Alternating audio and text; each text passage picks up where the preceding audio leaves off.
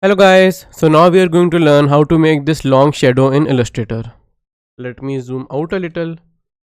So first I will move this text up a little. Okay, so I have turned on trim view, that is why you cannot see it going out. Let me turn it off. All you have to do is just go to view and click on trim view. So you can see the rest of it too. I will move this up a little and simply delete this. Okay, so this is very simple. All you have to do is simply make a copy of your text like so, and let's make it black. Bring it down. So I want to have the shadow over here to the left. I can even make it to the right. I will simply copy and paste it over here. Now I will select both of them. So we are going to learn about a new thing which is called blending.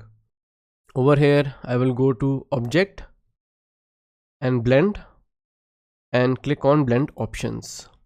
So I have this blend options. Over here I will click on specified steps and let's set it to 1000. I will explain it to you later on what is happening over here. Simply hit OK. So nothing happened over here. I will go to object again, click on blend and make. As you can see that we have created a blend from this part to this part, basically this text to this one, and in between these two there are 1000 copies. Easy. So now I will click on this text and I will make sure that it is on the top. It is not on the top, so I will right click on it, arrange and send to front. So now I will bring it down and place it over here, and just like that we have this long shadow kind of effect.